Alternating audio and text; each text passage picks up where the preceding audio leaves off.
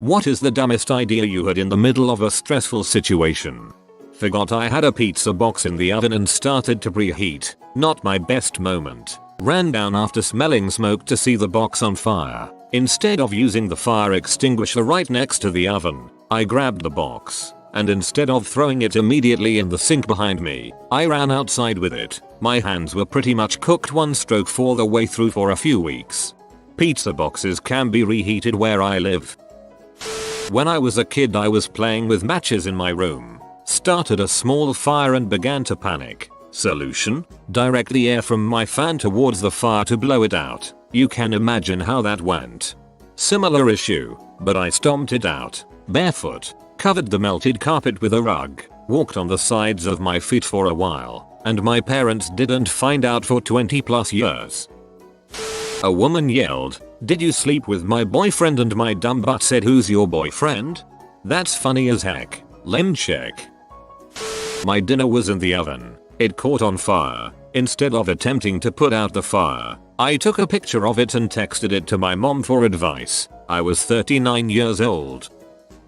Not me but my dad. We're Australian and drive on the left side of the road. While driving in Germany he turned onto the wrong side of the road. He pulled over, with the car still facing the wrong way, and instead of just turning around, lifted the hood of the car so that it would look like he'd pulled over with car troubles instead. Stood there for several minutes before finally leaving. That was supposed to somehow mitigate the embarrassment of driving on the wrong side of the road.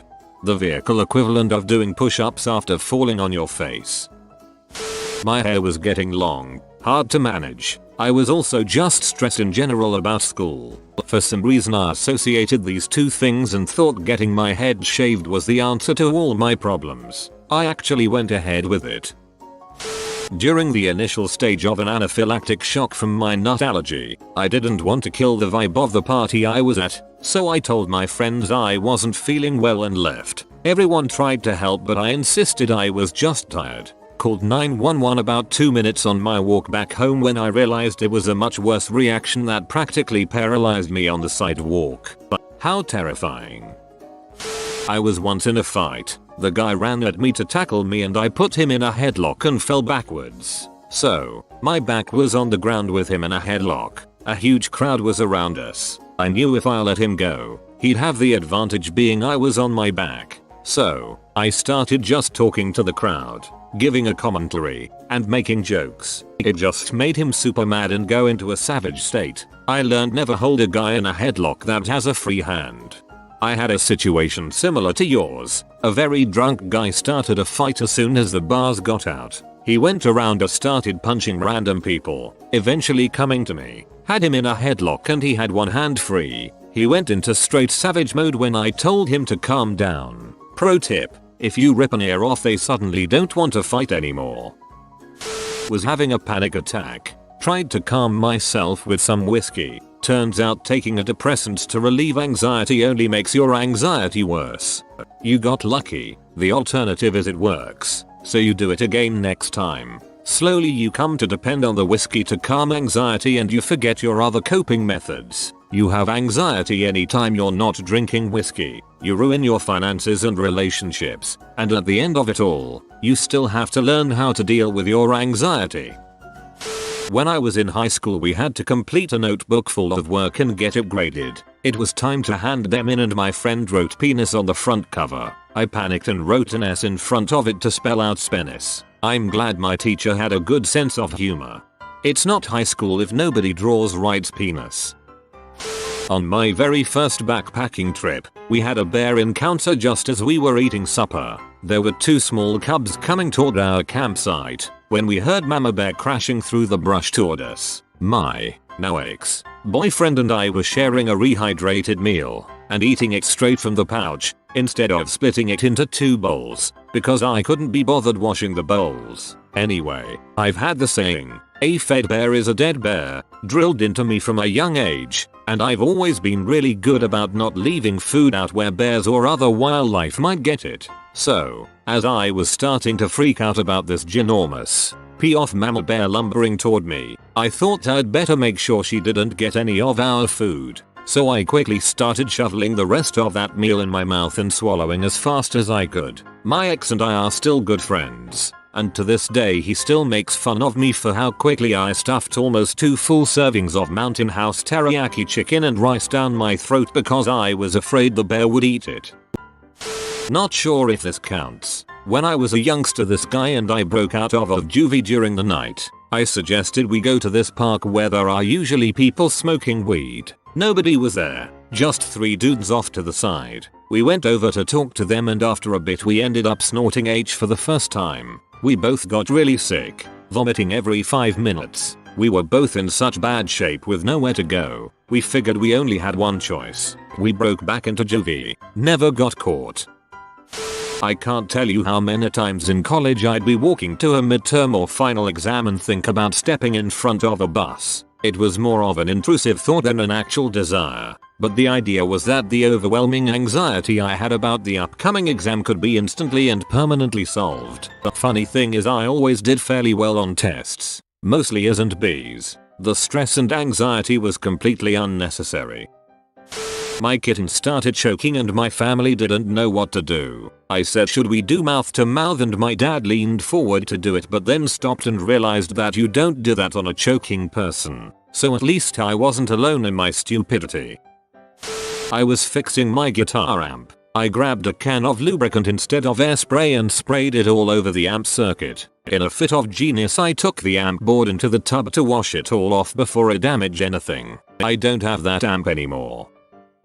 My school did the school shooting practice without warning. Also, in my country there hasn't been a school shooting ever. My school had never done a practice before, and they did not tell us what was happening. Just started pulling kids in classrooms and blocking doors. When it started to dawn on me that we were in what I thought was a school shooting, I wanted to go onto the roof because I thought I was safe there. I would not have been safe there. Why is the first thing our human minds think is let's go through the window?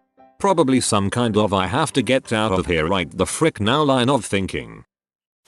When I was about 9, I was in the car with my mom. I was fiddling with the cigarette lighter, the one you push into the console that heated up. I pulled it out and was about to touch it when she firmly told me to put it back and not touch it again. We were on our way back from the grocery store and had to get gas. She pulls over, tells me to wait in the car whilst she gets gas. My 9-year-old self decides to outsmart her. I took one of the plastic bags from the store and wrapped it around my finger, and decided if I had that in place, it technically wasn't me touching it, it was the plastic. It played out as you'd expect. I ended up melting a plastic bag onto my finger and the situation involved me screaming my head off. I melted a band-aid to my arm once because I was curious to see if I could feel fire through the band-aid. Former restaurant server on and off throughout undergrad and all of grad school. On busy nights when I was super weeded. So busy you can't even think straight. Every table needs something at once and the kitchen is yelling for you and the bar made you the wrong drink and you just got seated again. I would have to fight the urge to just leave. Restaurant owner, me too. There were times I wanted to walk and never look back. Toilet at school blocked up. I know school toilets are an absolute mess, but hear me out. I knew I couldn't leave the toilet in that state because I'm not the type of person to just leave problems for the next person in line. Also, I couldn't just leave it there either, in case someone was waiting to use the toilet and they were smart enough to put the pieces of the puzzle together. Anyway, I got a bit stressed out, so I decided to check underneath the cubicle next to me to see if anyone was in there. From what I could see, no one was there, but I wasn't 100% sure, and luckily the toilet seat was up. Once I looked over the edge. Very risky, but luckily no one was there. My plan was to move the blockage from one toilet to the other. Yes, this was a freaking awful idea. You're probably wondering how I fished the blockage out. Well, let's just say old pencil cases are good for this. Anyway, I picked up the blockage and dumped it in the toilet next to me. In other words, I successfully unblocked a school toilet in the dumbest way possible. For the rest of the day, I was disgusted, but at the same time I knew deep down that I went where no one else would ever dare to go. This is also the story of why I refused to use public toilets. I mean, at least you unblocked it. In my school we had a toilet that everyone would shut in and you weren't allowed to flush, so it would pile up. I never crap in school anyway, so I stayed far away from it. I was sitting in my living room as a kid. I was making a Lego set and the heat got me very stressed. My brother came in and I shouted at him for disturbing me. I figured a push would stop him from annoying me and I pushed him into the fireplace. He got a second-degree burn and I told him I'd give him my Halloween candy if he didn't tell our parents. He's kept that secret for 14 years. Candy is really overpowered.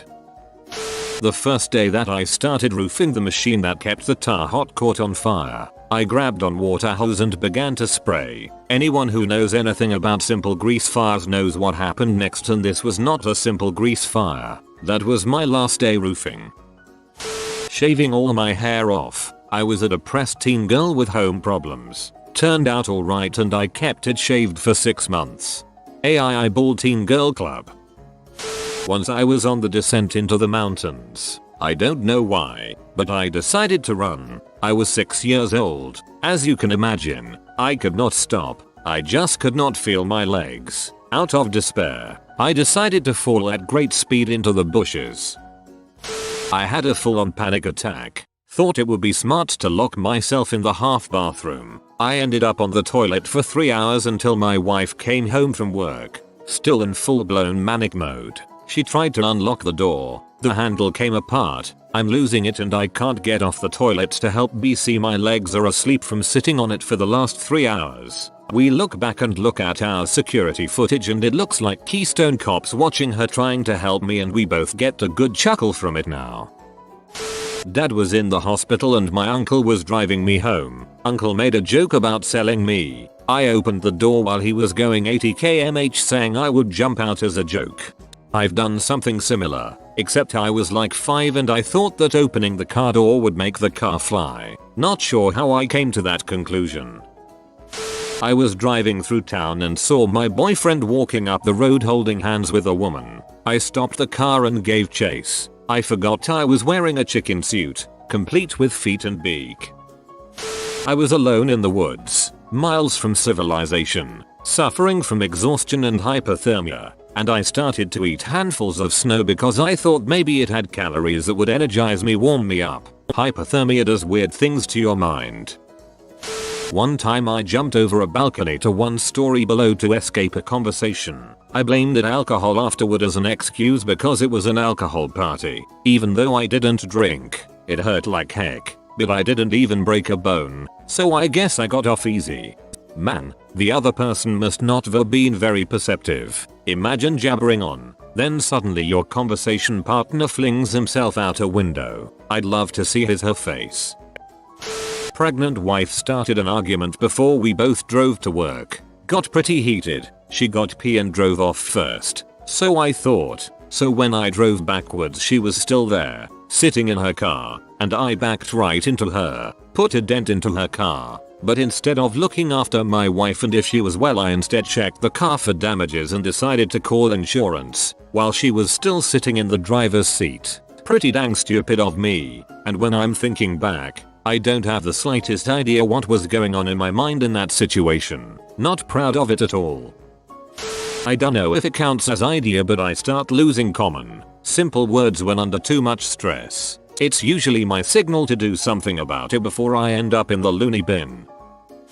Last year during the pandemic, my classes were online. A teacher called me on the phone and told me that my grades are very different from one another and that she will call me on Zoom the next day and question me so she can decide what my final grade for the year is going to be. I didn't know a thing on her subject. I wasn't paying attention in her classes, but I thought I could pass by because we were online. After her call, I spent all day reading how to hack a computer, instead of actually maybe just studying. My plan was to hack her computer and disconnect her Wi-Fi or something. I don't even know. I was so panicked I didn't realize how dumb that actually is, and in the heat of the moment I thought that's the rational thing to do. I was being followed by some random creep who no matter where I turned kept following me after I got off school. So you wanna know what my brain told me to do? I started doing the JoJo torture dance and played the music to the mass. I can't make this crap up. My reasoning was just if I'm going to die to some random creep, I'ma die doing something I love. I was having an extremely stressful week at work, while taking medication for some chronic back related pain issues, meaning I was also in pain. A good friend of mine knew I was having a bad time, and that Friday she suggested we meet up with friends at a club in town that we commonly go to. Feeling so intensely stressed out and truly just wanting to forget my troubles for a few hours, I agreed. That was the stupid decision. You know what's commonly prescribed for pain? Benzoate opiates. You know what you should never, ever do while having opiates in your system? Drink alcohol, and especially for the love of God not in public. I have a permanent, highly visible scar on my leg now from the resulting events. I count it as a win, but some friends and I were drinking outside. It's a private place surrounded by land with farm animals and cottages. One night we noticed a car approaching, and that's very unusual, so we were alert. We saw how a guy got out of the car and burned a stable. We didn't know what to do. The guy left, and the best idea we had was to pee the fire out. It worked. But the police came and it was hard to explain it wasn't us who set the fire. The owner of the stable is a bar owner, and in gratitude for saving his animals he gave us a bottle of rum. When one of my kids threw up beginning of stomach bug at a family Christmas party, I panicked and piled us all in the car for a 2-hour drive home. I will say that I learned that many items can be used to catch puke. Or the time that one of my kids split her chin open on the playground and my body just decided to shut down and pass out at the sight of the open wound. Mother of the year, right here. I was having a nice, peaceful summer evening in my apartment, where I lived alone with my cat. It's worth mentioning that I'm a woman and at the time was about 23 or 24. The weather was nice, so I had the balcony door open to let in the breeze. All of a sudden I heard a man outside screaming bloody murder and yelling help me. For the love of God, somebody help. Immediately I bolt up, run out the door, and get halfway down the stairs outside before it hits me. I don't have my phone, I'm not wearing shoes, I don't even know where exactly this guy is, and I don't know what he needs help with, or if he really needs help at all. Maybe he's being attacked by someone else, in which case I would be putting myself in danger by getting involved with no way to defend myself. Or maybe he was calling for help in order to lure someone to his location, where he would rob or murder them. It's not likely, but it can't be ruled out. I felt horrible leaving someone who might need my help, so I told myself I would just go inside and get my phone and shoes. Then I could approach the situation more rationally. By the time I got back inside my apartment, all of the above scenarios were playing out in my head, so I locked my door and called 911 instead. The dispatcher said multiple other people had already called on the incident, so I didn't need to stay on the line. I never found out what happened or why that guy was screaming, but it was nice to know that my neighbors would have called 911 for me if I needed help and screamed about it loud enough. I do feel like I did the safest and most responsible thing for both myself and that man, but it's a little embarrassing to know that my first reaction was something a girl in a horror movie would do right before she's killed. So I was giving a presentation in my 8th grade class and I had a boner, right? So I started giving the presentation and these girls started giggling and pointing at my dong from the back of class, so I straight up pulled down my pants and said, well, just tell everyone in the whole world then I have a boner, alright? Deal with it, thinking it would sound really cool, but instead I was suspended for harassment of the girls in my class for a week.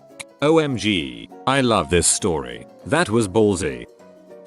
Cops caught me and my roommate smoking weed in the car, pulled up to us and asked, have you got anything to smoke? And I was 3 brain impulses away from saying not anymore.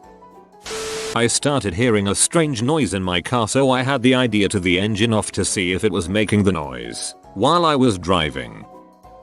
I had my first panic attack and genuinely thought I was having a heart attack. Being overly anxious about other people's opinions of me, I took time to shower and pack some essentials in case they need to admit me to hospital. Only then I called an ambulance.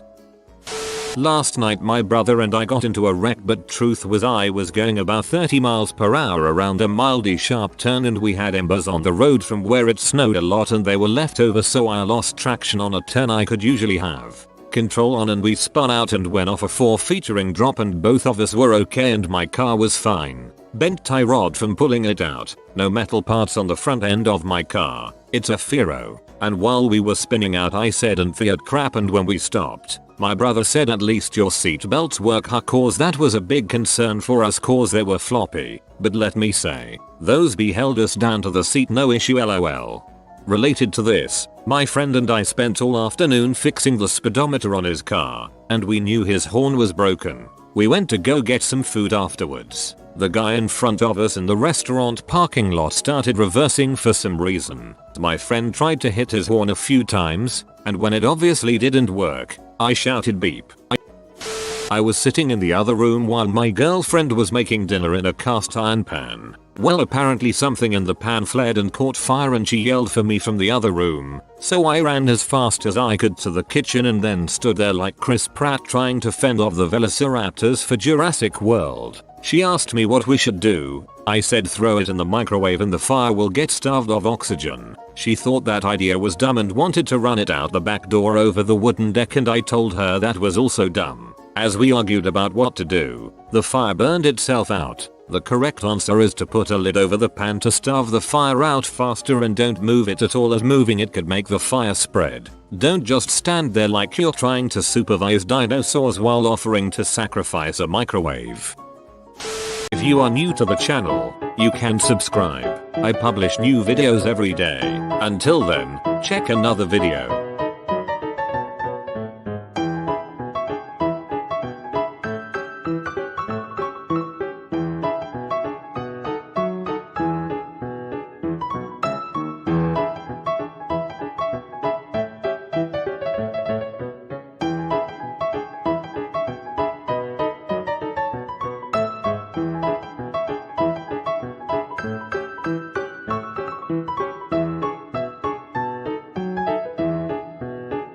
Bye for now.